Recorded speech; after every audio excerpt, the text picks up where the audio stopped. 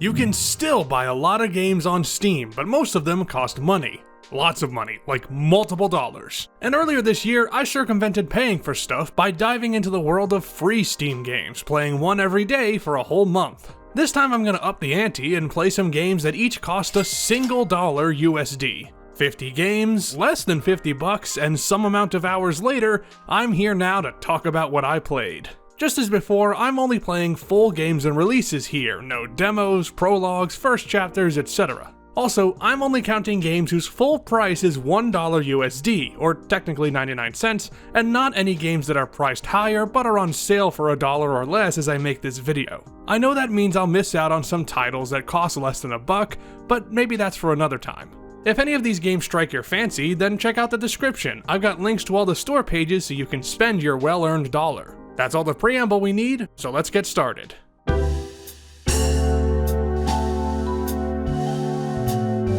Up first is a game that was already in my Steam library, Knights, created by Mexican developer Luis Arzola. As you might have guessed, this is a Sokoban-esque puzzle game where you move knights around chessboards to get them into colored goals. Of course, the challenge comes from the L-shaped knight movement, meaning you have to think about how to get a piece to a specific square.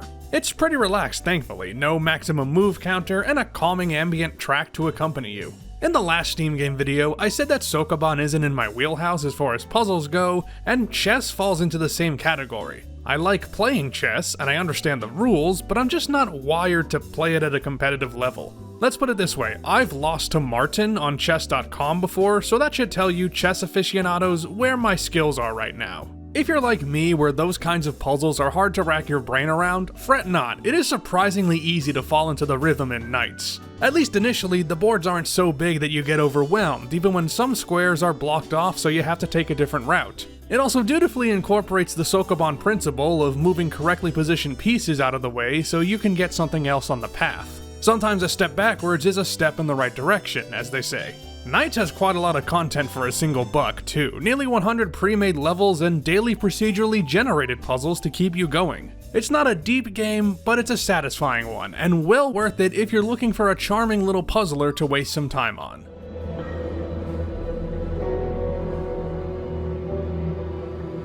Absentis by Storky Product seemed to have promise, and it certainly has that, but only that. In this game, you're the last surviving human in a fantasy wasteland torn asunder after the gates to the afterlife open. So you venture out into procedurally generated levels, fight monsters with your weapons, and more than likely die before you accomplish anything. Sort of a Souls-like, but with random level layouts and, regrettably, no clear sense of progression. For a project developed by one person, I think, there's a good foundation, but it isn't built upon well. The melee combat system has the illusion of impact with sounds and particles, but in reality, you're just clicking to strike and praying your opponent gets stuck behind objects like these skeleton dorks here. The combat isn't clunky, but neither is it invigorating. Exploring fares the same, you can find small rewards in chests, yet it feels like going through the motions each time, there's no wonder here. But the big issue is that I can't proceed. Evidently, if you survive for 5 minutes, a portal to end your expedition will open, but that never happened. I had a run where I knew I was alive for well over 5 minutes and I got nothing but dead. Dying takes away the treasures you find too, which is great because you can only get new equipment and armor with money. You earn experience points and level up, but as far as I can see, that does nothing. And with no obvious way to move forward, I gave up. I'm not sure if I missed something or the game just wasn't working, but even if I could continue, I doubt I would. I know repeated runs through the same environments is expected in games like this, but I can't move toward a goal that I can't see. Absentis is otherwise pretty sleepy and uninspired, and felt about as empty as, well, the place where the portal should be. Next game.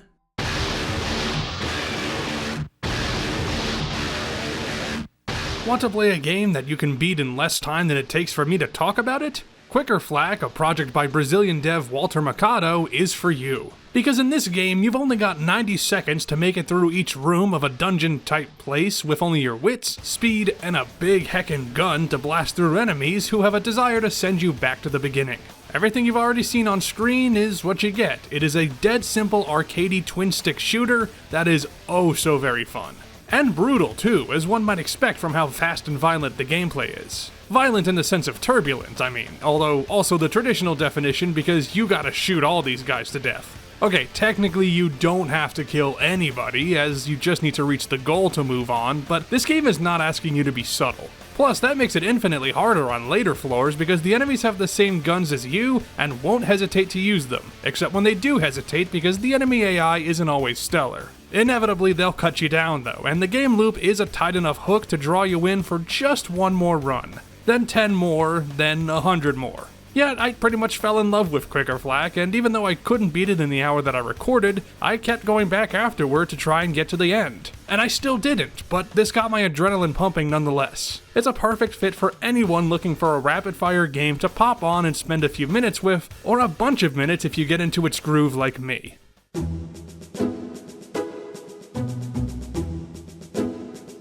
Now for something completely different. Sandboxels is, well, a sandbox game where you plop materials and scientific forces down to see what they do when they interact with each other. Pretty self-explanatory. I guess this isn't really a game, but it looked interesting, so hey.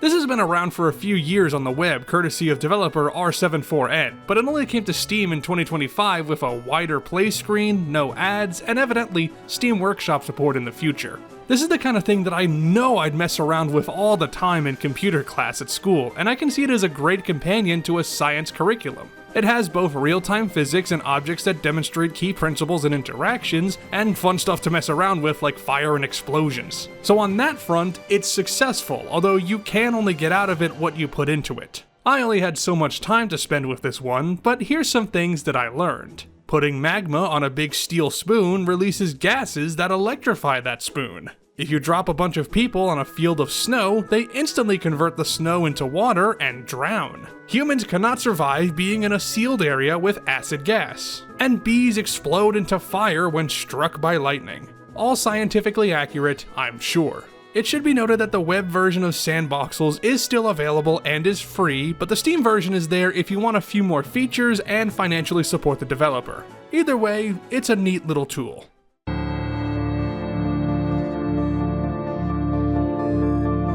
Let's move from the realm of science tutelage to the realm of science fiction. A simple garbage sorting game developed by KK Studio is not a simple garbage sorting game, but a trash sorting puzzle adventure that takes heavy cues from Portal and the Stanley Parable. In the future year of 1999, you're a tester working for an environmental tech company who's working to solve the Earth's garbage crisis with experimental new methods, some of which break the laws of physics as we know them. It's a prescient title in that the actual Earth is experiencing a garbage crisis, and obviously playing a video game is not the inherent solution to that problem. The Steam store page makes its ecological message and intent quite clear, in that it extends beyond the content of the game. Which, at the end of the day, is just about putting trash in trash cans, albeit with more and more hazards along the way as you clear each room. And weird hazards too, optical illusions, hands-on trash control, and even sometimes complete gameplay shifts, most of which I am trying to avoid spoiling in the footage. We've seen a lot of these games that have tons of rug pulls, and in this case, it is pretty easy to see the strings. This is passable enough as a game, but of course, the message is far more important in the grand scheme of things, although I'd barely call this educational about garbage. It's instead a springboard to learn about these issues, and if a simple garbage sorting game gets at least some of its players to take action in the real world, then it has done some good. I guess this is better as a bit of inspiration than it is as a game, but the cause it's fighting for is worthy, and that's all you can ask for.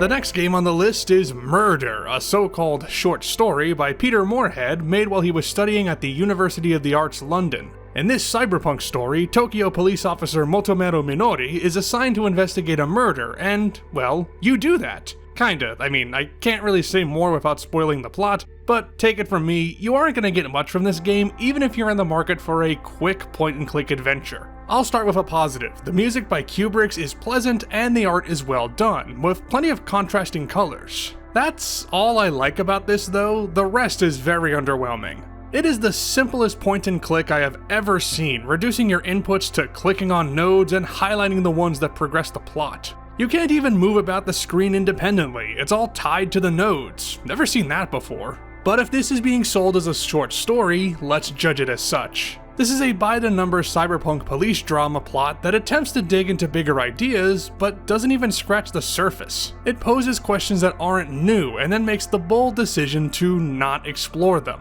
If it's supposed to be evocative, that's fine in theory, but it evoked nothing from me. Then the ending is needlessly recursive for a game that is already 20 minutes tops if you click on all the optional stuff. If you're telling a brief story, it has to be tight and succinct, and that's not the case here. Murder has some nice pixel art and the start of something solid, but it hits the brakes far too soon for it to have any real impact.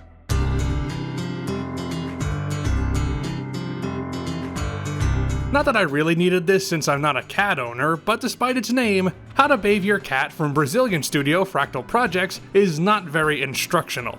Unless your cat loves hanging out in caves with convenient water deposits, anti-gravity perfume, and deadly lava, then it's very helpful. Anyway, this is a puzzle game that's kinda like those deceptive pull the pin to save the guy mobile ads, but instead you're washing a kitty cat.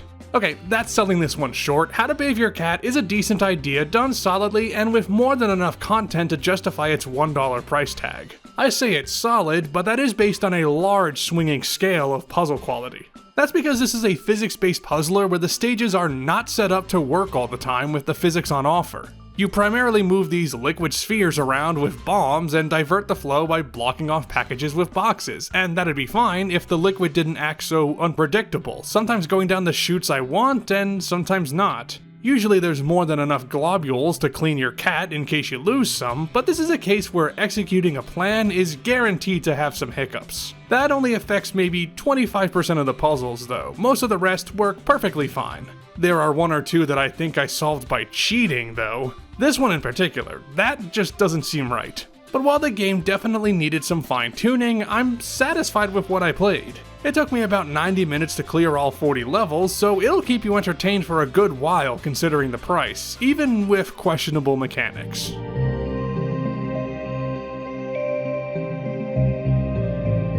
Let's clear out more stuff that I already owned with Lunch Truck Tycoon from Diggity.net. I don't remember how I acquired this one, but I think that Tycoon moniker suckered me in because I like Tycoon games. You already know what this is about. You own a food truck and you sell your wares during the lunch rush to make the big cash. Now you might think, do you do that by innovating in the food truck business and getting ahead of the competition? No, you just sort of restock your menu, press play, and watch stuff happen. Very hands-off, and it's not even real management. In fact, it is the least involved game I've played in a while.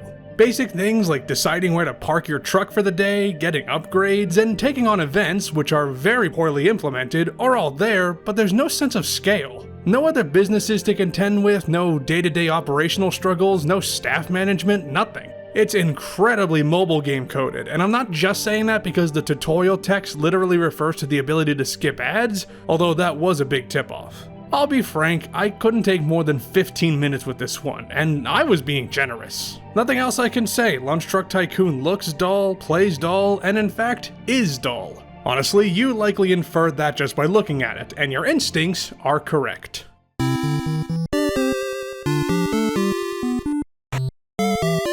After being burned by Lunch Truck Tycoon, I decided to play something that looked, good. I hoped Reventure by Spanish developer Pixelado, previously sold under the name Lonk's Adventure, would fit the bill, and lo and behold, it did.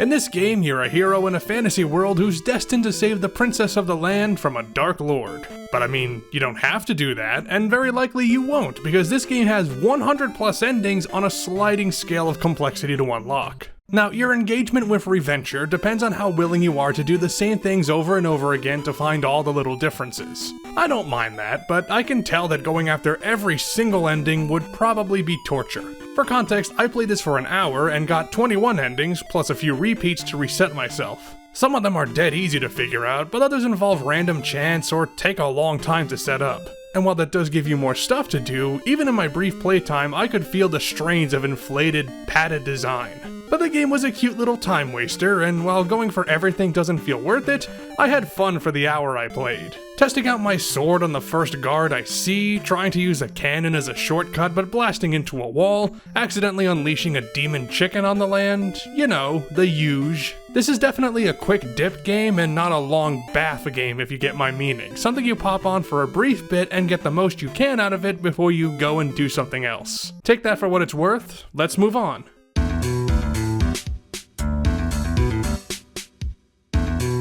I wasn't feeling stellar on day 10, so I decided to play something that looked cute and chill, and I picked Dinner, note the extra N, by Japanese dev Lou.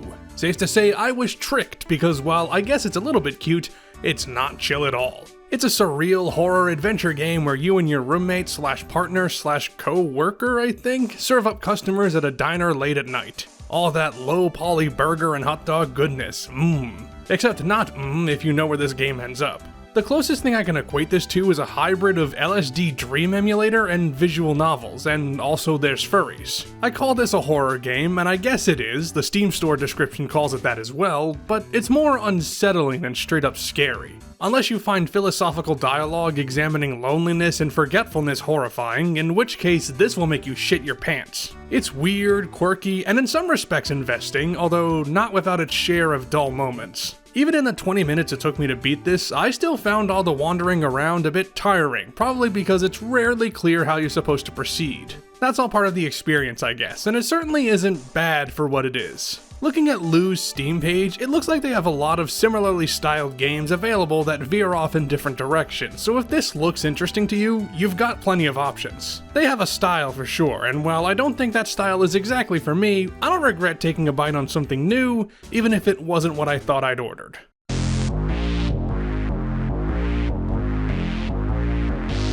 I was in the mood for something more action-packed today, so I picked Battle Riders by One Man Team. This game is a combat racer, as the name implies, and you do all the standards: drive fast, shoot quick, and turn the other cars into scrap. Not exactly reinventing the wheel, more crashing them, but that's fine with me.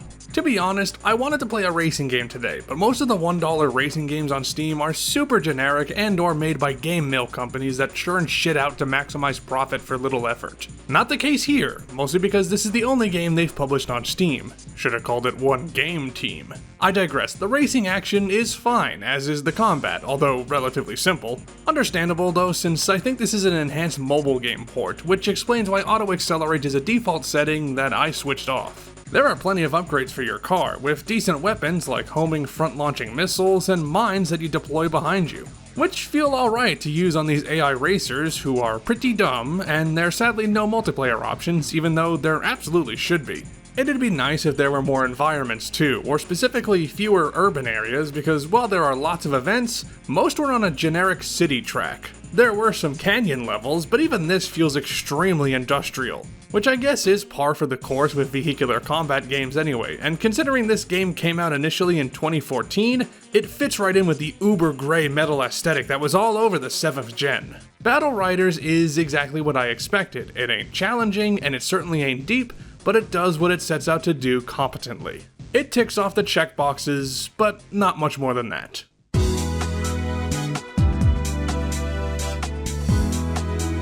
Today I deliberately picked a game that looked not that good. Free Kick Football 3D Soccer by Inspector Studios out of Turkey is a game all about free kicking. You know how this works, you kick the ball, you score a goal, and I guess that's about it. Just click and hold your mouse on the ball to get past the goalkeeper in this line of defenders? Is this normal for free kicking? I don't know soccer that well. Anyway, as I mentioned, this didn't look all that great, and the screenshots gave me little hope that this would be anywhere north of bad. You could convince me that this was made for iPhones in like 2010, even though this only came out on Steam in 2023. I'll give Free Kick Football this though. It plays alright. Kinda.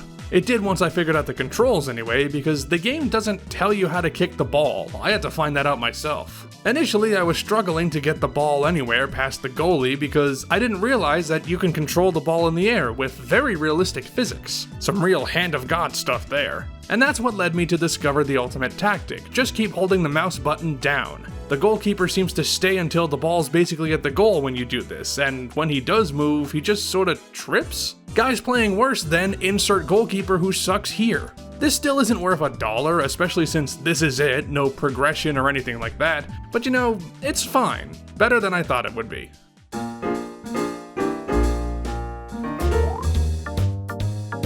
Blackjack Hands is a merge card game from Mini Mall Games out of Brazil. Very Brazil heavy video today, actually.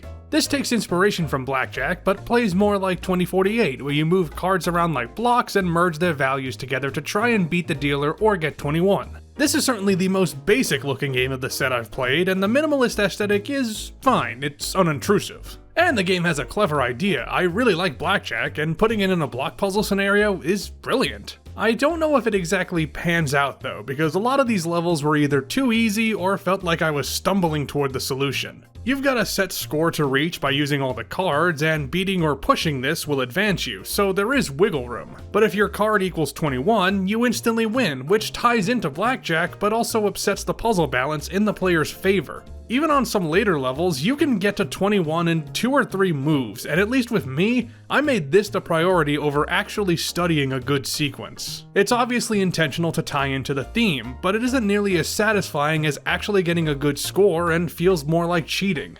There aren't that many puzzles either, 50 levels, which I cleared in about 20 minutes. Just goes to show that good ideas are only a part of the equation. If they don't work in practice, then all you've got is a credible but half-baked product. It's a shame, but this ain't terrible or anything.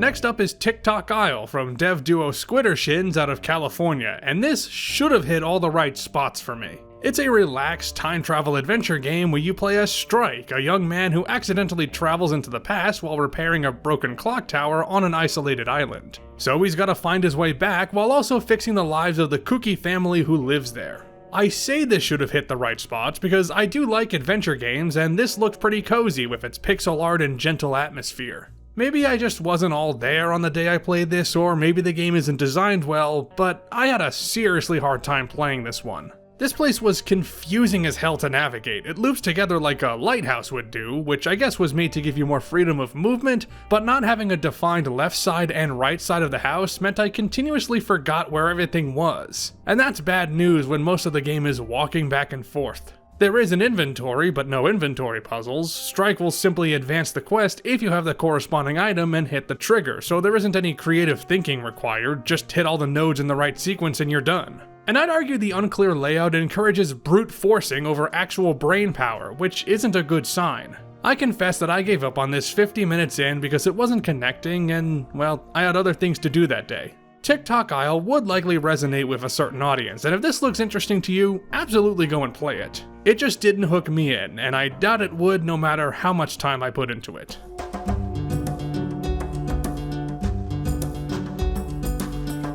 Here's one that was on my radar when I started this, mostly because it ranks highly on Steam store searches. Landlord of the Woods by Madison Carr. Can you guess who you play as in this one?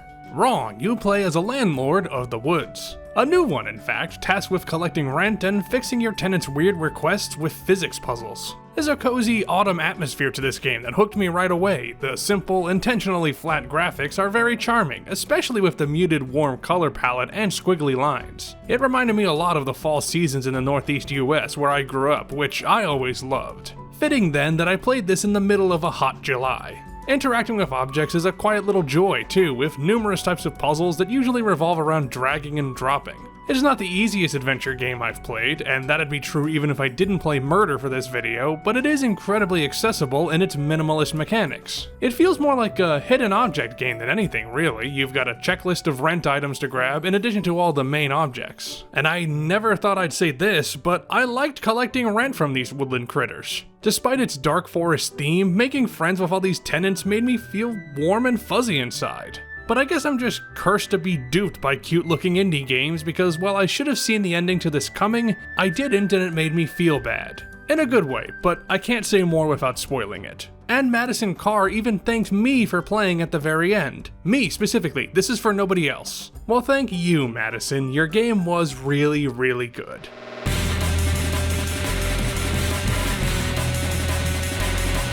Let's switch gears once again with Cyber Slayer: No Time to Regret by Kiev Games out of Moldova. In this high-octane game, you're a survivor in a dystopian cyberpunk future where you kill a bunch of dudes for, well, some good reason, I'm sure. Not much to the story, honestly, or at least not that I can tell. Something corporations are bad, so take revenge. You know how it is with cyberpunk stuff. Cyber Slayer has tons of potential and capitalizes on some but not all of it. The parts are all there, just maybe assembled a bit haphazardly.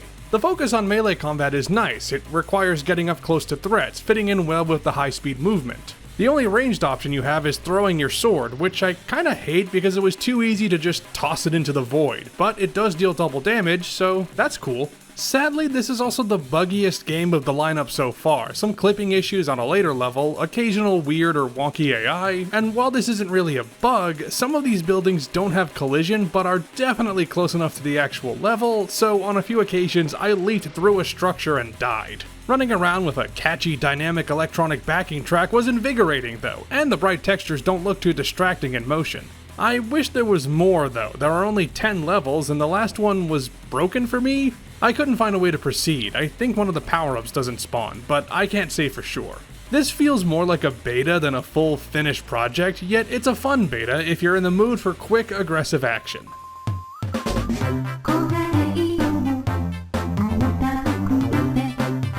Hey, I've got a question. Who is awesome? Well, you are for watching this far, so thank you kindly. Also, Who is Awesome is a minigame collection by Russian developer Azamateka. It's a collection of simple WarioWare-esque microgames featuring characters from Azamateka's other games, which I've never played any, so, oops. This game is dead simple. I called it WarioWare-esque, but that's more about the general game flow rather than the quality of the minigames. You know, play a bunch of games with your chosen character and try to beat the others until you do, or don't, It's got stuff like repeat this button sequence, identify which card appears the most in this sequence, is today July 9th? Which it was on the day I played this, but you might be surprised that I still got that wrong. I guess I'm the dead simple one. There are a few game types that you can unlock later that are more action-packed, like Guide the Cat to the Ramen, but it's mostly the kind of games you'd find in an activity pack from the 90s. And actually that kinda makes sense, seeing as these are technically branded characters, even if the brand is just the developer. As with a lot of these games, I'm 99% sure this is designed for phones and given a Steam release to reach a wider audience. Which is fine, but while this minigame collection is competent, it is not at all worth it unless you're a big fan of the dev, and even that I'm not sure about.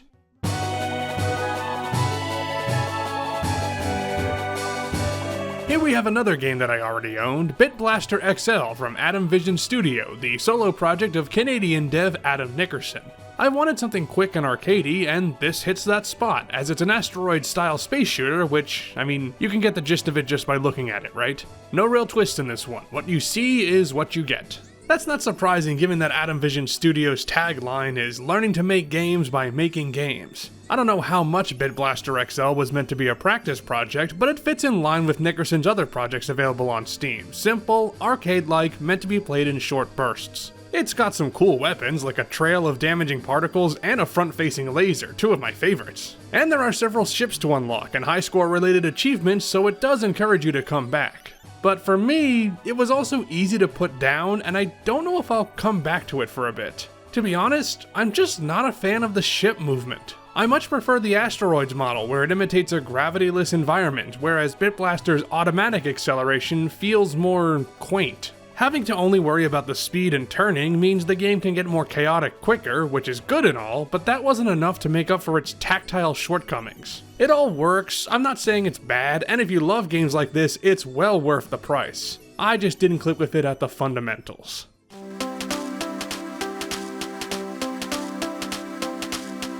The Red Hood Hunting the Wolf is a short action platformer spin on the classic fairy tale from developer Lola Fisher. As you've guessed, you're Red Riding Hood, and you've just discovered the wolf in your grandmother's bed, and you take it upon yourself to take the beast down with your sword in hand. All the better to kill him with. So this game had a really interesting idea, even if dark reinterpretations of fairy tales are kind of old hat by now, but unfortunately it's let down by, not feeling finished. Earlier I said Cyber Slayer feels more like a beta, and in this case, it feels more like an alpha. Jumping and movement is fine enough, they got that down, but your attack seems to only work when it wants to. I think it's got a wind-up period, which is alright, but if you let go of the key before the hitbox is active, it doesn't connect at all, and that's not great in a platformer with a combat focus. And the enemies pull no punches. These skeletons are too small for your sword to hit without getting too close, and these archers are way fast on the draw. You might have noticed this, but there's also an art mismatch with this one, and the reason is evident once you reach the credits. Seemingly everything is pulled from asset packs on itch.io. Nothing wrong with that in theory, those packs are marked for commercial use, but it is living proof that not all pixel art styles mesh well with each other. I couldn't recommend the Red Hood even if it was free, it's got too much jank even for how ridiculously short it is. Neat concept, but pass.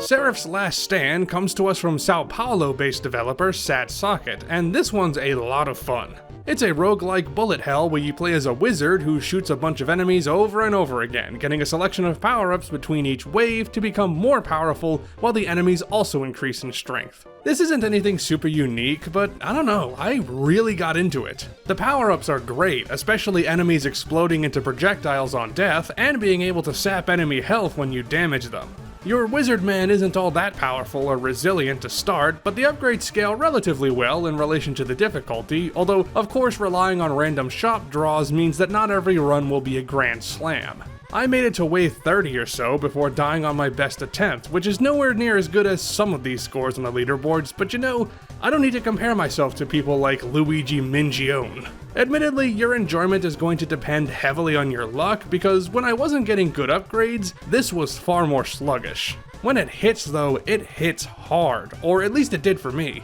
On good runs, I was fully invested in keeping my wizard boy alive, which usually wouldn't be enough once these freaks started swarming me with bullets. I doubt this has that much lasting appeal, and I can see people getting frustrated with this before long, but at least for me, it struck a chord and made me want to keep playing even after I stopped recording. And maybe I did. Future A.It's GrayJ will tell you the answer to that now. In the meantime, we're 20 games down, so let's keep going.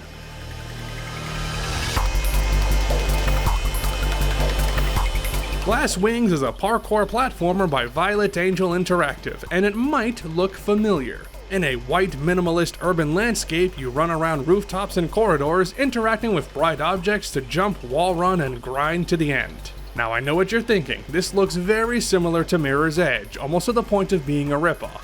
But I'd argue there are key differences. For example, the parkour objects are highlighted in blue, not red. Complete opposite. I'm kidding, of course, but Mirror's Edge comparisons aside, this is a decent, if not fully formed little runner, which gives you about half an hour of gameplay that feels okay enough. The developer describes this as a proof of concept rather than a full final release, and that certainly feels appropriate since the basics are all there, even though there's room to grow. It doesn't have the hand-to-hand combat of Mirror's Edge, arguably that game's weakest element, so you're just sprinting, jumping over obstacles, flying down zip lines, sliding under barriers, and running on specially marked walls. I wouldn't call the gameplay tight, unfortunately. The animations and momentum makes it feel a bit stumbly. Sliding under stuff is the worst. I think the problem is that your collision box doesn't alter quick enough, so you have to start the slide earlier than you think.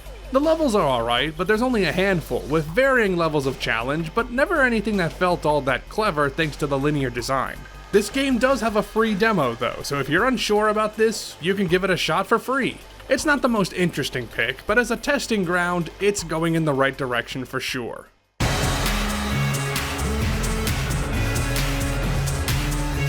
Next up is They Do Not Die by Boring Kate, or as it's fully known, They Do Not Die Call of Crimson T-Girl Apex Land Zombie Shooter Duty 2D Keywords. This is a unique game for this video in that it's remastered from a homebrewed Wii title ported to a new engine for PCs. In abstract, it's a top-down zombie shooter with characters represented by arrows of various colors, and you gotta both survive and mow down all the forces of evil around you. As I've said with a lot of games so far, it's pretty damn simple, and if you've played any twin-stick top-down shooters in your life, you've played this one. The weapons feel alright, a machine gun that deals with individual zombies well, and a rocket launcher which is damaging as hell, but can catch you and innocent bystanders in the crossfire. Like a real hero. There is a story mode with all the lore told in mini text dumps between levels, telling the story of a girl transitioning during the zombie outbreak. And good for her. About transitioning, not about the zombies. That part doesn't sound fun. They Do Not Die is challenging by way of brute force, swarming you with enemies when you've only got limited resources to help you out. Health crates are just plentiful enough to balance out the absolute onslaught that is this horde. I did get bored pretty quickly with the single map, and its repetitive nature makes this easy to drop after a while. It does come with 2 other games on Steam though, so it's technically got lots of value as a bundle. I didn't play those because I kinda had to move on and do other things, but the extra stuff is nice. Thank you, Kate.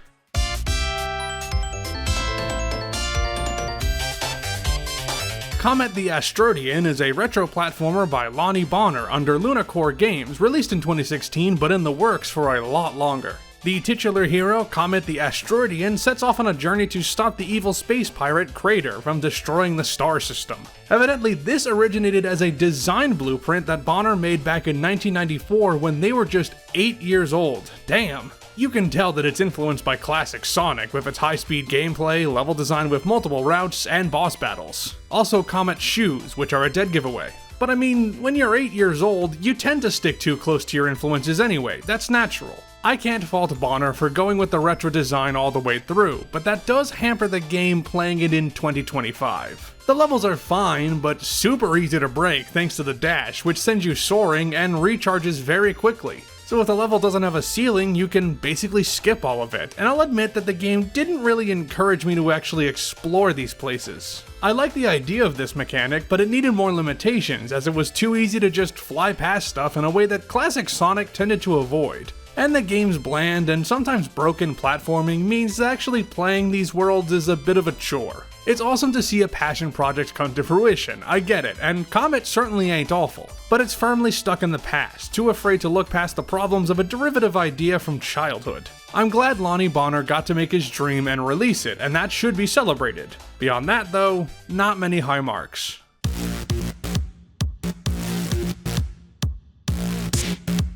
Next up we have Pongo, developed by Drixie Games, and this one was a disappointment. It's a platformer shooter hybrid where you've got a dual-use pogo stick that also functions as a gun, and you gotta bounce around the levels, deal with enemies, and make it to the goal. I picked this one up because it looked fun, maybe too similar to Lovely Planet, but the pogo stick element was unique at least. The main problem is that the game doesn't control very well, and that's pretty bad for a platformer with scary jumps like this. I get that building up your jump is a natural fit for a pogo stick, but combining that with sprinting and moving yourself before the launch feels too stiff, even when you have mid-air movement enabled. But the worst bit is that you keep moving for about a second after you let go of the key, and this messed with me so much because, well, you don't expect to keep moving after you tell the game to stop moving.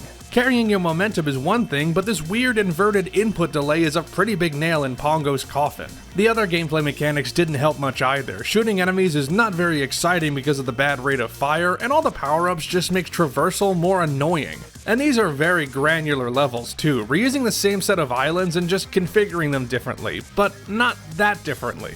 I guess that made these worlds easier to create, but it comes at the cost of the game's flow. I wanted to like Pongo, but the execution suffers from wonky gameplay and a lackluster set of levels, and it's another game I gave up on pretty quickly. Just not enough mounts in this one step.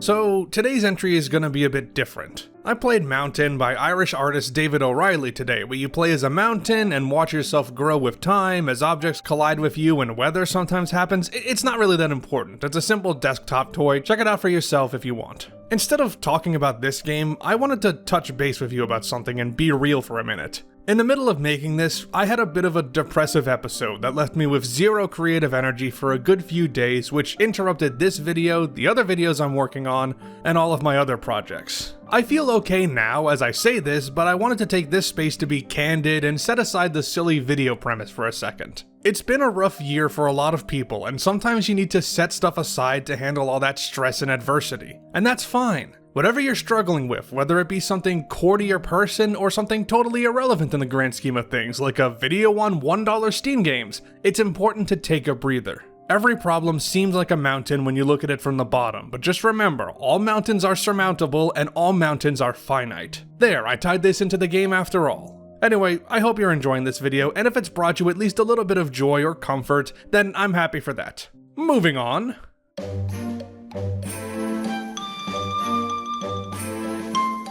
On day 25, I had a bit of a crisis and needed to recover. On day 26, I played a game about pooping on strangers. There's Poop in My Soup from New York-based devs K-Bros Games is not nearly as philosophical as Mountain, but it shares one thing in common. Both of them are available for $1 on Steam. In this game, you launch poo out of your mouth and send it onto unsuspecting strangers below. This is another game that was already in my Steam library for reasons I can't fathom. I was probably just lured in by the low price, and maybe the juvenile side of me was tickled pink by a pooping game. I'm not above toilet humor or anything, but I imagine everyone has a level of tolerance for poop jokes, and for some of you, I'm sure that just me talking about it was enough. Players get points for pooping on particular people and places, as measured by your to-poo list. See, that kind of joke I can get behind. There is some creativity too. There's a kid crying on one level because he dropped his ice cream and, well, you can connect the dots. He seems to enjoy it though. With this kind of game, what you see is what you get. It's quick, it's energetic, it executes the idea well enough, and it's not the crappiest game I've played. Fun fact, I paused my recording midway through to do something important, or, more important than pooping in public, and when I came back, my computer had crashed. Thankfully my footage was saved, but I took that as a sign that I should stop pooping in my souping, and thus it's time for the next game.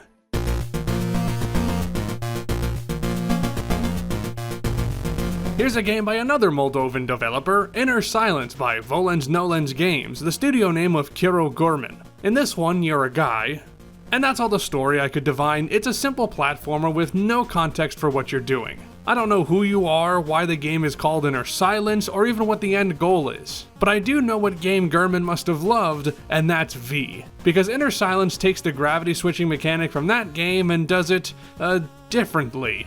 The main problem is that the screen is so zoomed in that you can't see where you're gonna land most of the time, and I guess its obvious inspiration did that as well, but only when transitioning from screen to screen. Even then, it had some wiggle room, but sometimes you just run into an obstacle right away after moving to the next screen in Inner Silence, which is awesome. Even if I don't compare this to V, it's still not a great time because of the screen crunch and not at all annoying music. I don't mind the lo-fi retro look, but the levels are harder than the platforming allows with the stiff movement. Checkpoints are plentiful, and the game is ludicrously short, I imagine. I say that last part because about 10 minutes in, I softlocked somehow, and the game wouldn't load me back in. I suspect I might be caught in an instance of infinitely dying because I'm spawning on an object that immediately kills me. That's 2 in a row that I stopped for technical reasons, and I don't want there to be a hat trick, so I'm praying for something more stable tomorrow.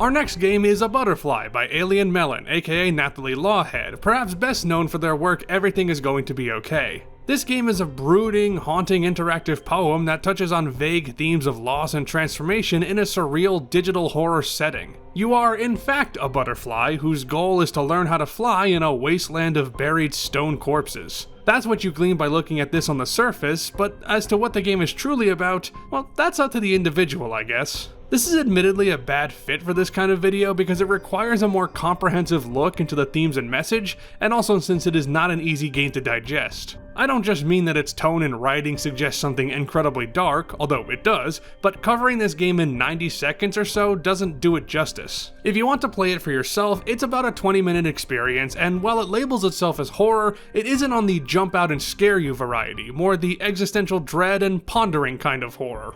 I'm not sure that I took anything extreme from this, yet it is the thing that you ruminate on for a while, and I am writing this as my immediate reactions, so that may change. If art is meant to engage the viewer and unveil something within them that maybe they didn't know was down there, then yeah, I guess this succeeded in abstract. It might for you as well, so all I can really say is that if you're okay letting something steep in your mind for a while, then A Butterfly is worth the trip.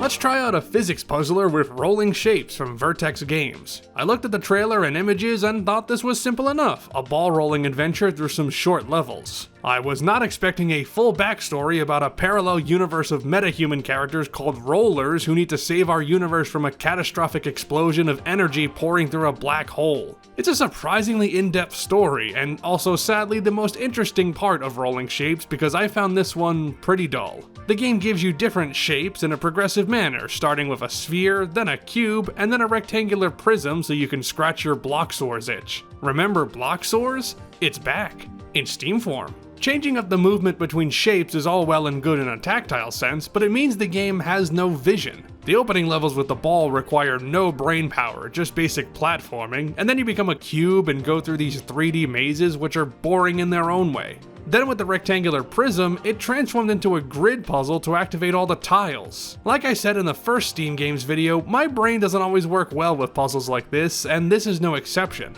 I searched for a guide for this level just so I could see the stages beyond it and couldn't find one, and then when I clicked back into the game, it was frozen and I didn't feel like continuing. It's like I'm cursed or something. Oh well, next game.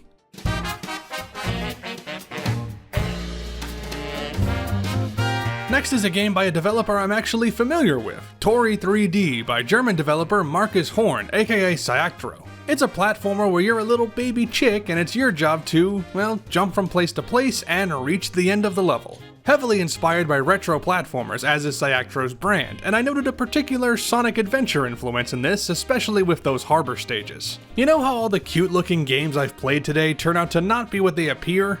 Well, this was made for the Haunted PS1 Game Jam, so you can guess where this is going. Calling it straight up horror is overselling it, but Tori 3D did make me jump on occasion with stuff that comes out of nowhere. Those elements weren't present in Super Kiwi 64, the other Cyactro game I've played, so it admittedly caught me off guard more than it might have. The game itself is fun, a short run and jump adventure with decent levels and good controls. I like that part far more than the horror stuff, but that's mostly because I'm very picky about horror games that present themselves as cute cartoonish stuff. Like they have to be really well done or else they become too silly and ridiculous. Tori usually avoids that trap, but it's inconsistent with it, with a few stages having no scary stuff, including the final level, which you'd think is where it would peak. The focus was clearly making a good platformer first, which was the right way to go. And it gives you more than enough bang for your buck, with extra rankings to earn and some secret characters. If you can handle some quick shocks, Tori 3D is a good time.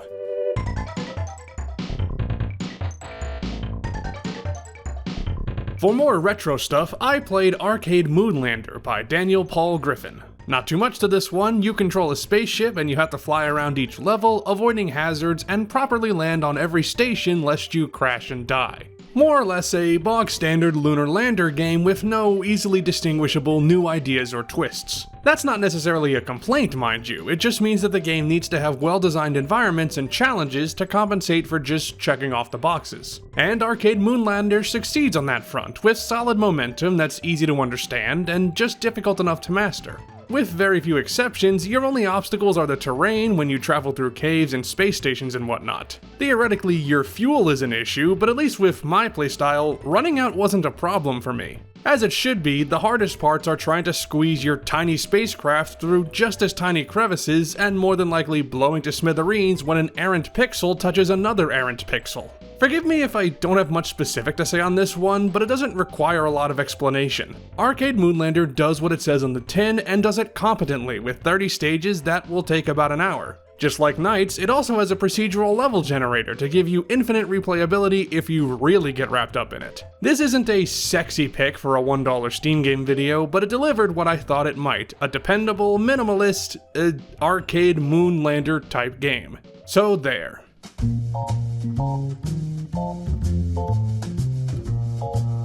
Part of the reason I'm doing these videos is to highlight games by independent creators that don't get enough spotlight. This is not one of those cases. Telltale Texas Hold'em is a poker game released in 2005 by Telltale Games, whom you may have heard of before. The game is Texas Hold'em Poker. That's it, or it would be it if the game didn't pit you against 4 wisecracking opponents like Tough Gangster Boris Krenkel, Surfer Kid Theodore Dudebro, or Harry Winehead, who's just kind of a guy. The banter between these characters might have been a unique addition back in the day, but it's not exactly electric. Corny jokes, sleepy delivery, and lines repeating too often, even just one tournament made me want these idiots to shut up. Telltale did comedic writing very well later on, they did come from LucasArts after all, but not here. I like playing poker though, and that element, as barebones as it is decent barring some quirks. Like not accurately splitting the pot on one occasion, and everybody being a bit too easy to scare away. My poker strategy isn't superb or anything, yet I could feel victories coming too easily. But the competition, as limp as it is at least fiercer than the one-liners. Honestly, I played this mostly for a lark, and to see firsthand where the company came from years before Walking Dead, and even a full year before Sam and Max saved the world. It's interesting as a time capsule, but holds little value otherwise. It's not even the best Telltale poker game, because Pokernaut at the Inventory and its sequel are infinitely better, but are also off the market. So Telltale Texas Hold'em remains the best Telltale poker game on Steam, and that makes me incredibly sad.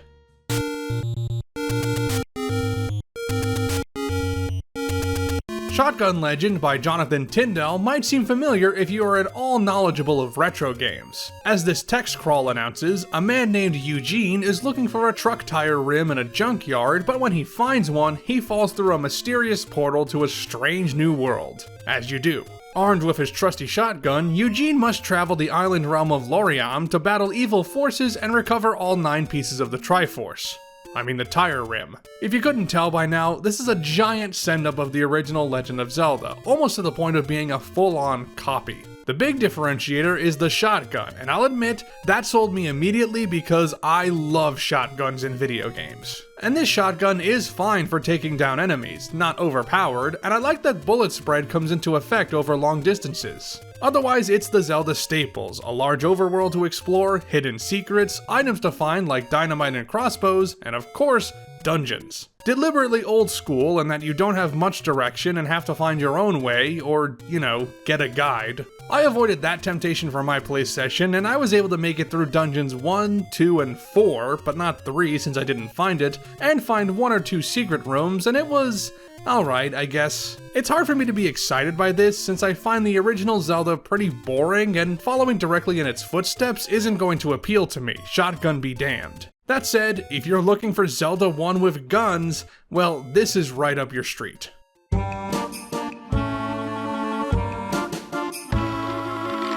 I don't remember when Sinister City by Finnish developer JetDog Studios entered my Steam inventory, but I am so glad I finally played it. This is a hidden object adventure game hybrid where you play as John, whose fiancée Nina has been kidnapped by vampires. You rescue her by talking to the very weird inhabitants of Sinister City and helping them with tasks by, what else, finding a bunch of stuff. Now, I'm a relative newbie to hidden object games. I played the I Spy PC games growing up like a lot of early 2000s kids, but afterwards I tapered off from the genre hard. If Sinister City is any representation of what modern hidden object games are like, then oh my god, I need to play more because this was a delight. Not because of the gameplay, that's actually its weakest part, with some objects being too obscured by dark shadows or other objects, and no real incentive to not spam clicking around the screen or ask for hints. More so because the story is absolutely bonkers in the best way possible. Awkward dialogue, batshit insane scenarios, and masterfully cheesy delivery, this game has it all. Just looking at the screenshots, I was expecting some hamminess, but I was not prepared for how goofy this would get. This hotel manager set the tone immediately with his generic old man model and disarmingly energetic voice. That non-serious nature is intentional, and to its credit, Sinister City did make me smile and laugh. Mostly at the game's quirky dialogue and occasional visual bugs, but there were some bits I thought were genuinely funny. I don't dare spoil the actual story beats because it is worth the $1 price tag just to see it unfold for yourself. The gameplay is whatever, but Sinister City was still a time and a half.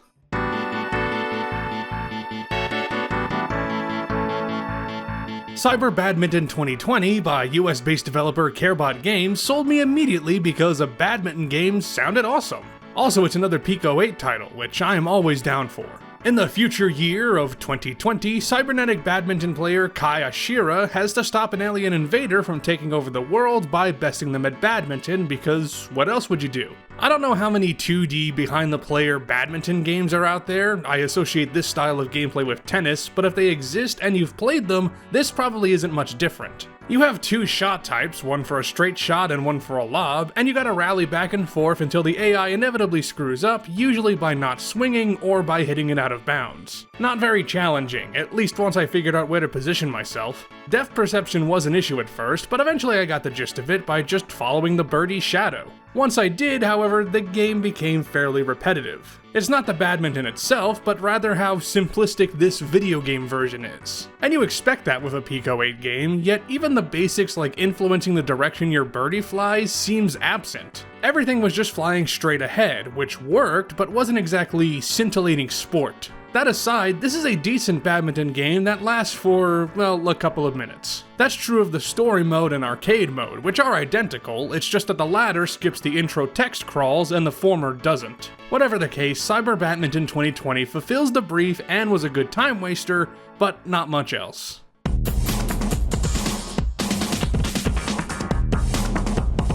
Up next is Pinkman by Brazilian duo Viridino Studios, a pixel platformer that is very Super Meat Boy. You play as the titular Pink Man, jumping through levels while avoiding hazards and floating across larger gaps by farting. And yes, that is apparently literally what you're doing. That Super Meat Boy comparison is not just a cheap and dirty way to explain this, by the way. There is a lot lifted straight from that game.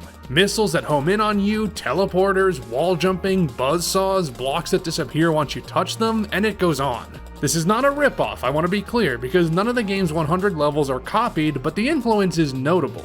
And hey, I love Super Meat Boy, so this appealed to me right from the get-go. The controls are fairly tight, although I wish you could influence your jump height by holding down the button more or less. I didn't find this game all that difficult thanks to numerous checkpoints and the game speed being fast but not too fast, meaning I avoided obstacles without much trouble. This was the team's first game, or at least their first on Steam, so I can't fault its simplicity, especially in the graphics because it sure does look basic. I do like the changing color schemes though, it's a nice touch, even if some look absolutely garish. Pinkman has just the right amount of stages, I think. It took me about an hour to beat all 100, and with how often it introduces hazards and gets new uses out of them, that's about the perfect length. Any platformer fanatic will get a lot out of Pinkman, and even if you just want to fart around for an hour, this is a great choice.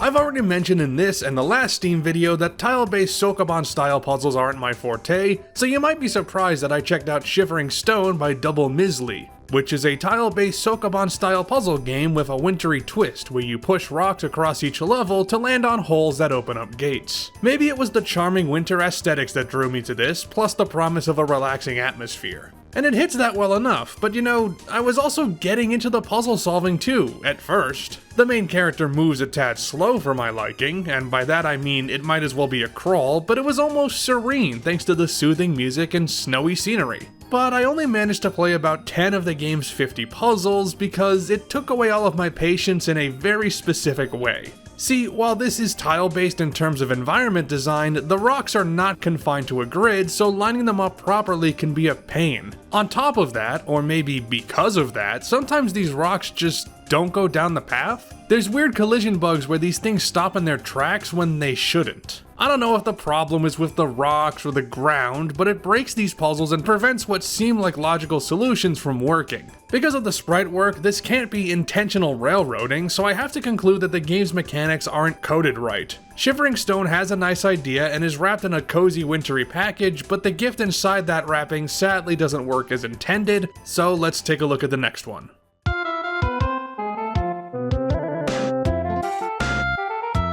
I haven't yet explored the world of RPG Maker games in this series, so let's take a look at Quest: Escape Room by developer Kuko. You play as a guy who's been kidnapped after a night out at the bar, winding up imprisoned in a secret lab. You want to not be imprisoned, so you have to solve riddles and find objects to get out. Looking at Kuko's other games, it looks like their brand is make a bunch of cheap games quickly and move on, which might explain why Quest: Escape Room feels so bland. I don't mean cheap game as in broken game, thankfully. The only broken thing here is the English translation. I don't even mean bland in the generic RPG Maker game sense, even though it certainly fits that category, asset packs notwithstanding. It's the first RPG Maker game I've seen where you need to use the mouse, which feels very off when you're locked to using the arrow keys to move instead of WASD, at least if you're right-handed like me. No, the problem is there's no sense of urgency in the story except for tension manufactured by a single chase scene, and even that's questionable. The puzzles aren't very challenging either. One room is just basic math riddles, and another maze room has you find the codes to 4 power switches, all of which you find on bookshelves conveniently right beside every switch. Quest: Escape Room holds your hand too much to be effective, but if you have a higher tolerance than me,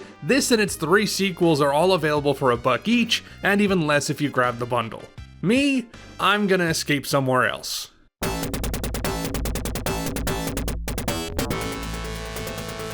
I was having a bit of an off day on day 39, and I wasn't really prepared for a difficult bullet hell top-down shooter rhythm game. So I played Super Ledge Hop Double Laser by Guam studio Lame Dimension, a difficult bullet hell top-down shooter rhythm game. Whoopsie! This game centers on the impertinent Chizuru, who's off to a vaguely defined government building to meet her brother, but there are magical foes and trigger-happy cops standing in her way, so she starts a-blastin'. Despite the cute aesthetics and very unserious tone, Super Ledge Hop absolutely doesn't pull any punches. Regular enemies aren't that much of a problem, but some of these bosses absolutely destroyed me. Kamuro in particular, this one was hell. I'm not ashamed to admit that this game took me well over 2 hours, which from what I've seen is far above the average for this game. Mostly down to me just feeling sluggish in general, I think. I'm hoping it's not just me being bad or the game being unfair. Which I don't think it is, because despite my struggles, I really liked this one. Absorbing enemy bullets to use them for yourself and shooting in time with the beat of the music for extra power are both pretty sweet mechanics, and there's a solid bit of variety to keep you going. This is the most fully formed game I've played for this video, with a full story and polished gameplay. And it's a good story to boot. Chizuru is a fun protagonist with her devil-may-care attitude and played-for-laughs stubborn nature. There are even multiple modes and an additional character for replayability, so pound for pound, Super Ledge Hop gives you tons for your dollar. This is an easy recommendation from me, and one I'm keen to revisit if for no other reason than to try and be better at it.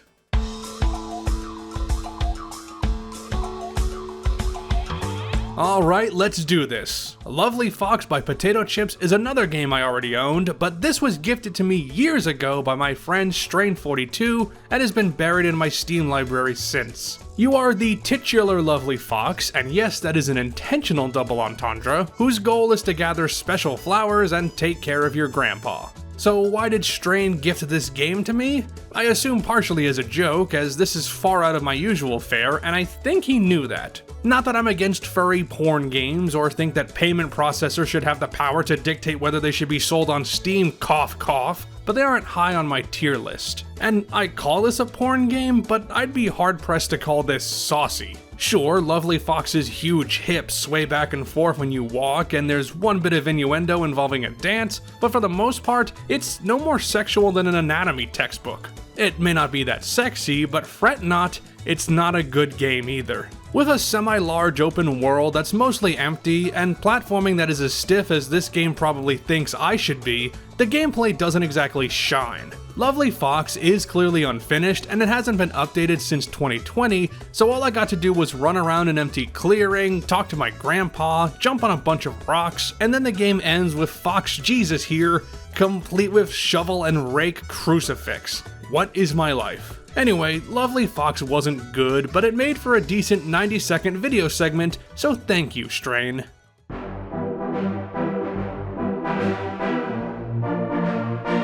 Well, we just talked about a horny furry game, so let's tackle a topic that's far less divisive. Politics! Bad Government by Freetime Dev out of Austria is a micromanagement government sim where you're in charge of a country and have to make the tough calls. Very much in the style of Reigns, especially given the vertical orientation, with a touch of Papers, Please, but not reaching the heights of either. You have 4 meters to watch as you make decisions in response to events, plus the opinions of the people and the elite who both won't hesitate to kill you if you don't coddle them. Sounds like a good gameplay loop with plenty to balance, but it is repetitive as hell. There's only a handful of scenarios with each branch of the populace you interact with, and maybe some random events to shake things up, but even in my brief playtime, I noticed a lot of double backing. It also seems like the game is intentionally unfavorable to a balanced playstyle, which I suppose is realistic to actual politics, but it makes it hard to keep your head afloat and appease everybody just enough so that they don't burn you in effigy. Or in actuality. It doesn't go for any real political commentary either, just basic, the government is corrupt and self-serving stuff that is correct but unprovocative. Bad Government just doesn't have either the content to sustain itself for multiple playthroughs, nor the spark to make any actual point about bad government,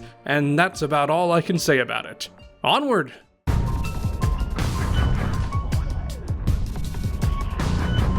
Dead Cave by CNS Games is the most recent game on this list, as it launched on September 17th of this year. This is a twin-stick shooter that puts you in a cave where you have to fight enemies or you wind up dead. Hence, the Dead Cave. With numerous guns at your disposal and a sword that can deflect bullets, you are well equipped for this horde, but they just keep coming until you eventually perish. First thing you've already noticed is that this game has a lot of screen shaking, and yeah, it is as annoying while you're playing as it is to watch. It absolutely oversells the power of these guns, which definitely have an impact with the crunchy sound effects, but it is needlessly disorienting. If you look past that, then the game itself is pretty good, if lacking in variety. Just like Seraph's Last Stand, the game is about surviving for long enough to get a high score by picking up weapons dropped from enemies. I really love the gun whose bullets bounce to other enemies, and the minigun which is great for mowing people down. But once you've done one semi-successful run, you've seen just about all the game has to offer. The enemies ramp up in numbers, eventually overwhelm you, and you start again. No new levels, no permanent upgrades, nada. Dead Cave is fun, but simple, perhaps to a fault, and I don't know if CNS Games will add more stuff to do, but if so, this could be a great game. As it is, it's a solid start. I also noticed that this wolf enemy uses the same asset from itch.io as the Red Hood did. Funny how that happens, and funny how this game uses the wolf much better than that game did.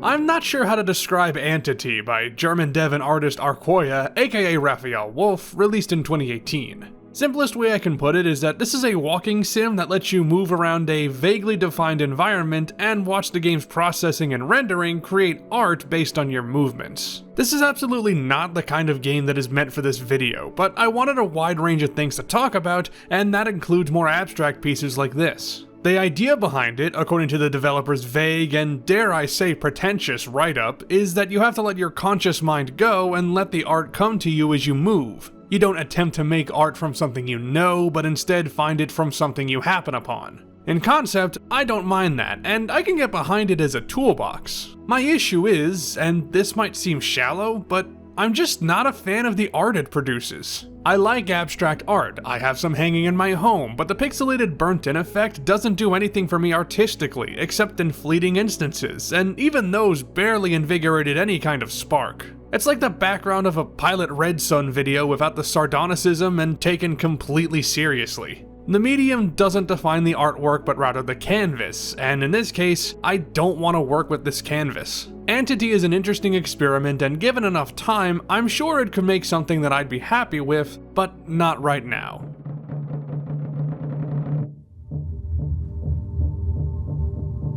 Next up is Scene, a game by the appropriately named Scene Games, released back in 2019. You control a little shadow boy who can't stop crying as he wanders through a dark dystopian world in search of a heaven that may or may not exist, but must contend with aggressive humans and mechanical puzzles along the way. The immediate instinct is to compare this to Limbo and Inside, and given the character and environment design, it's not hard to see why. It's why I was drawn to Scene, because I love those games, but I would temper that expectation in retrospect because this is far more its own thing. You can move left and right as you expect, but also on the Z-axis, although this is tied to specific lanes at all times, which is weird. And sometimes your forward momentum gets locked, like it's a rhythm game all of a sudden. Making jumps with lane-based movement takes some getting used to, but it is mostly rewarding once you figure it out. Thematically, it hits a dark, moody atmosphere well, but it is not in any way subtle. The cinematic orchestral soundtrack is distractingly bombastic, and the game loves spelling out its messages with philosophical quotes, because why trust the audience to draw their own conclusions? If it sounds like I'm being harsh, it's only because Scene is an otherwise solid game that's burdened by fat that so desperately should have been trimmed. This is evidently only the first part of the game, as Scene 2 is listed as coming soon on the Steam store, but this one hasn't left early access, and the last update was 4 years ago. Scene is complete enough already for $1 worth of entertainment despite some quirks,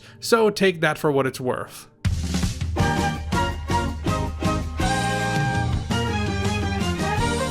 Well, the game I wanted to play today wasn't working, so I had to settle for a backup, Sky Fury by Jadamax. This is an air race game, and a decent one at that, although it is absolutely rough around the edges. You race 3 laps around a track and weave around obstacles and terrain, occasionally picking up power-ups that really aren't worth much of anything. Your aircraft isn't the easiest thing to control, and I especially don't like that there isn't any smooth banking or turning. You're either making a hard turn, or you're flying straight, which makes it hard to get through tight gaps. Not that I expect flight sim level controls and the most precise handling, mind you, but it means the most significant obstacle on the track isn't your opponents or the numerous walls, but your plane itself. Once I got into it though, I was having something of a good time flying around and trying to come in first, and I'd be more inclined to recommend this one if the tracks weren't so long. They're all 3-lap courses that can easily take up to 7 minutes for a full race, and because the power-ups you get don't really spice up the gameplay, that means you're flying for minutes on end with nothing but the track design to contend with. I can give Jadamax credit for making courses with lots of obstacles and tunnels that at least keep you on your toes, but that's a small comfort when these places stretch on for as long as they do. For a game I wasn't intending to play, Sky Fury filled the void perfectly fine, but I'm not clamoring to head back into the air.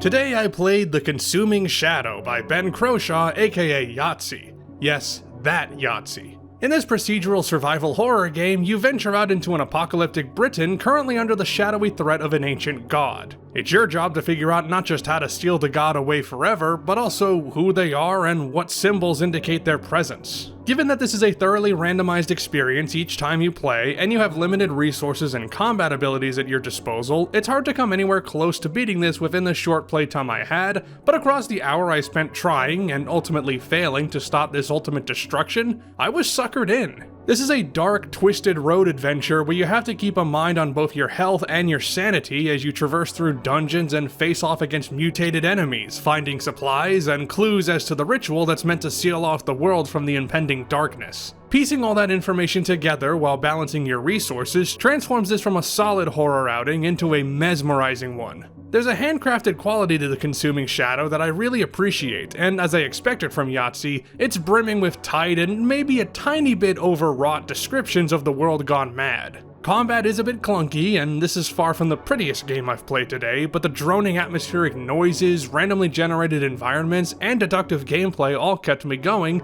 and will likely keep me going still. It is definitely on the bleaker side of things as far as the story and overall vibe, but The Consuming Shadow, true to its name, is an absorbing cloak of darkness that swallowed me whole and never let go. Well worth the single dollar.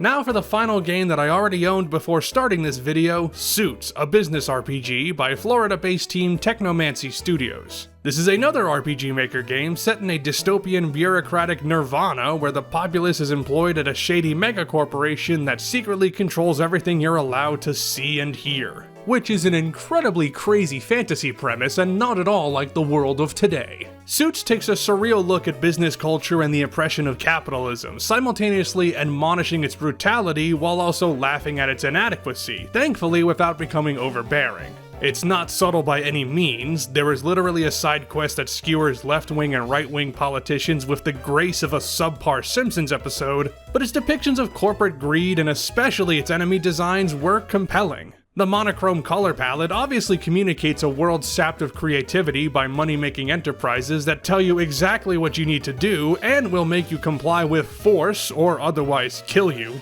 That part works really well, amateur graphics be damned, but I'm not quite in love with the combat. Unlike Quest Escape Room, this actually takes advantage of the RPG Maker combat system and, well, becomes a fairly generic RPG at its core with regular and special attacks, items to grab, equipment to wear, etc. The corporate motif is the differentiator as you attack with briefcases and staplers, which is a good concept, but wasn't enough to really elevate it in the time that I played. I had to stop after completing the Law District, but I do want to finish this one, and if you're looking for a game that lambasts corporations with a surreal edge, this does the job well. At least from what I played it does. We're in the last stretch now, so let's bring this on home.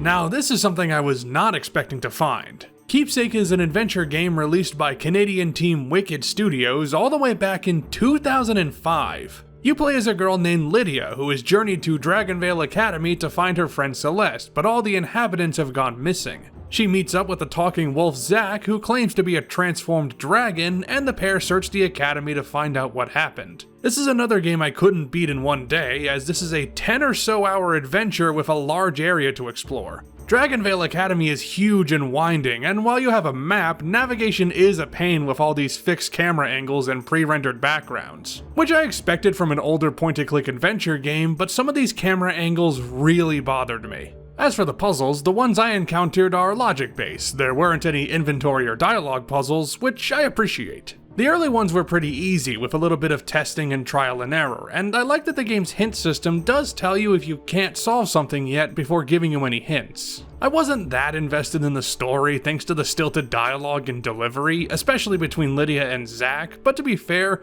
I also couldn't uncover much of the mystery. Mostly because the game crashed on me as I was solving the machine room puzzle, and silly me, I hadn't saved for a while. Thanks to the logic puzzles and intriguing world, I do want to go back to Keepsake as well, and the fact that the developers released the game all these years later on modern systems is awesome. I enjoyed my brief playtime, but let's move on for now.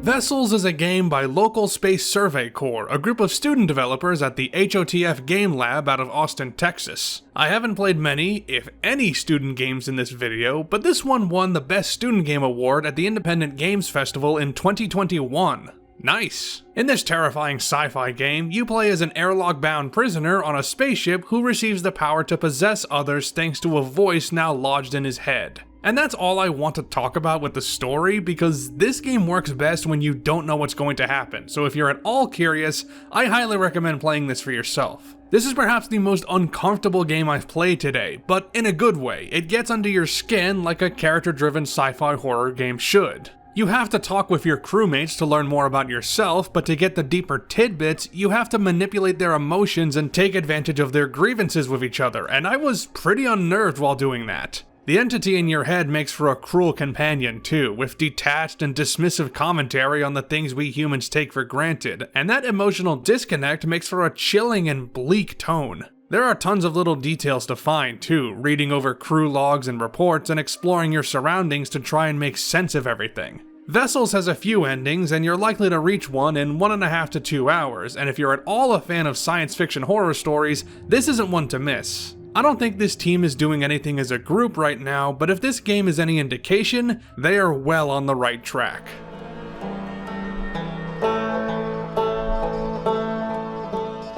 Let's finish this off with what I think is the most popular game of the bunch I've played, Blood and Bacon by indie dev team Big Corporation. Love that name. This is a co-op shooter that takes place on a rustic, dirty farm where all the pigs have gone wild and you have to take them down with your arsenal of guns. The perfect game for those who need to deal with 30 to 50 feral hogs. This game, more than any other I've played today, is completely unserious, unabashedly gory, and absurd, almost to the point of seeming like a stealth anti-pig eating campaign. Probably not, because with all the weapons to unlock, the snide and humorous tone, and the peck and paw levels of blood and violence, it's pretty clearly a mindless shoot-'em-up.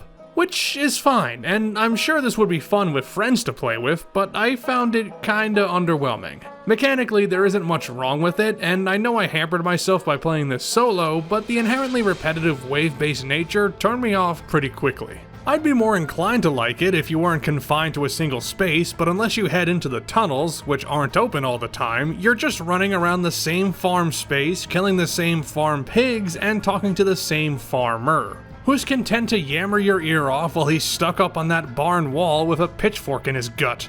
My guess is he's immortal, but who knows. I saved Blood and Bacon for last because of its relative notoriety, and yeah, the game's alright, but sheesh, after playing 50 of these games and talking for over 75 minutes, I am plumb tired.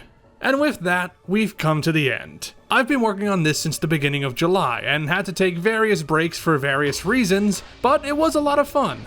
That said, I don't know if I was as impressed with the quality of the games this time. Not just the ones I highlighted, mind you, I mean in general. There were a few genuine surprises, but it also seemed like there were a lot more slapdash cash grab titles made by content milk companies. 100 Cats, anyone? Regardless of what you think about any of the games I highlighted today, at least they were all made with integrity, at least a little bit. On that note, here are my 10 favorite games that I played today in alphabetical order. The Consuming Shadow for its take on deductive horror and insanity, Nights for its chess-themed puzzle design, Landlord of the Woods for its deceptively comfortable vibes, Pinkman for being a solid bouncy platformer, Quicker Flak for its high-speed shooting action, Reventure for its humor and replayability, Sarah/Stand for its simplicity and engaging gameplay, Sinister City for being delightfully cheesy, Super Ledgehop Double Laser for its difficult yet satisfying mechanics, and Tori 3D for its entertainment value and surprises. But if any of the other games struck your fancy, there are links in the description for every one I played so you can check them out for yourself. And if you want to see me talk about more games, free, cheap, and otherwise, why not click that subscribe button and leave a like and a comment? If there were any $1 Steam games I missed, let me know. I might do a sequel later down the line.